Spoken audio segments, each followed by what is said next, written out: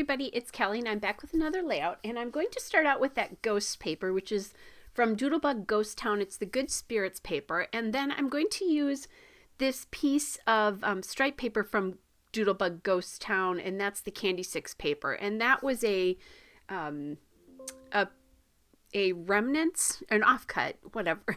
Anyway, a scrap. That's the word that I wanted. Anyway, so I'm going to take that and I'll put that on the bottom. And actually that used up the time for you because my ATG was not being very nice. So I'm grabbing that and putting it on the bottom there. And then I'm going to add this photo to, again, this scrap of black paper, which is from Doodlebug Ghost Town. It's the Moonlight Magic paper.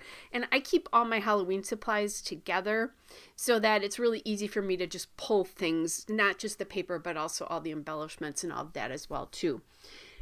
Then I'm going to add this little border sticker, and that came from the Doodlebug Ghost Town This and That sticker sheet. I like to kind of cover up that transition between the two papers, so that's what I'm doing here.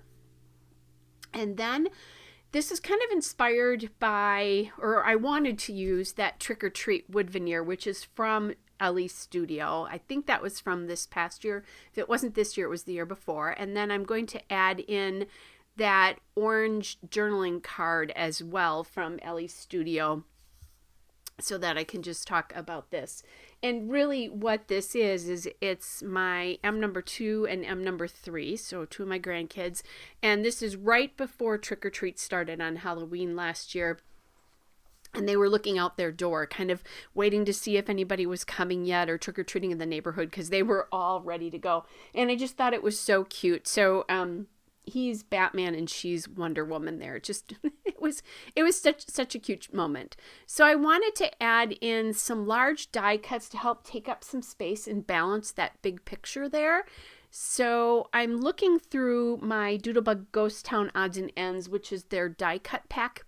And they have all these cute little kids in costume. And obviously they don't match the costumes that my grandkids are in, but I'm okay with that. I just wanted the idea of the costumes. The other thing I really wanted to do was work with the colors that are in the papers and just kind of emphasize those a little bit more.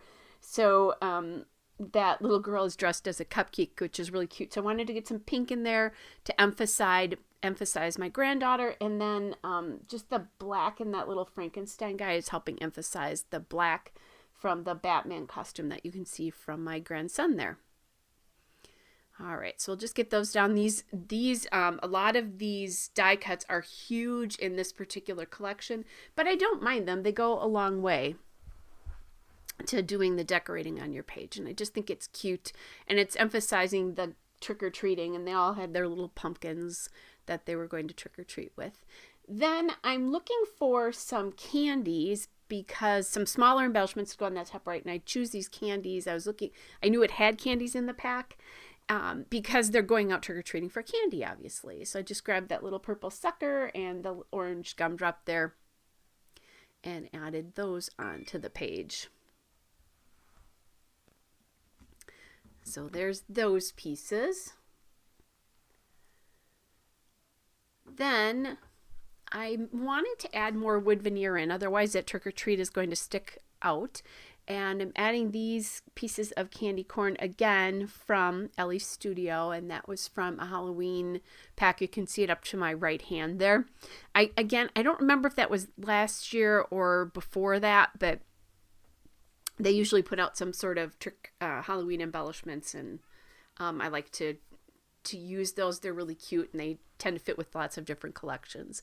So that's what I'm doing here. And I have a personal love of candy corn. I do eat candy corn, but even more, I think it's darn cute. So now I'm looking for a title here, and I'm thinking I want green to play off the border strip and to play off little Frankenstein's face there, so that you get green going from the top right down to the bottom left there, which is actually opposite of how we read in English-speaking countries and lots of other countries, but usually I do it the other way.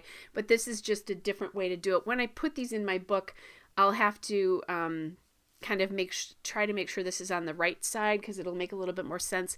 The other reason I did all that is if you look at the kids, the direction of the photo is going to the left because they're looking out the door to the left. So that's another important reason that I did that. I found these little tiny old green tile letter stickers. They are from My Little Shoebox. They're the mini alphabet stickers in celery. And I do love these things. I'm going to be sad someday when they're gone, although you can tell I have a ways to go for those. But they're just a perfect like limey green color when you need that for a title or a subtitle. And in this case, this word is so long and I don't have a lot of places to put it. So I'm going to add it into this right over the top of this photo. And again, that'll get that diagonal line going from the top right to the bottom left. And that kind of helps lead your eye through the layout. If, most probably because we read left to right, we'll notice like the kids in the trick or treat first and then go to the photo, but I think the photo then will be the last thing you look at. So some of these little tricks are things that you can use to kind of focus eyes on the photo and help really make people look at it. I often use that diagonal for that reason. So even though this is Halloween layout, if you don't have any Halloween scrapping to do, you want to look at things when you're looking at scrapbookers who are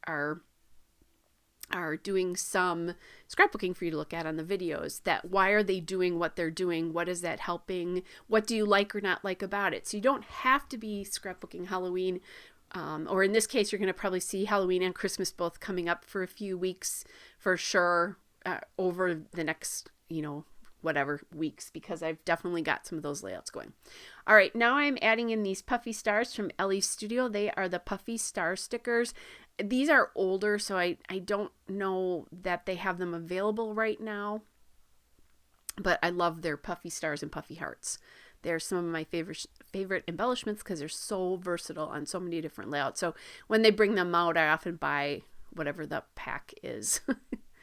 All right, so I'm just adding 2 to each cluster, actually 3 to each cluster, sorry.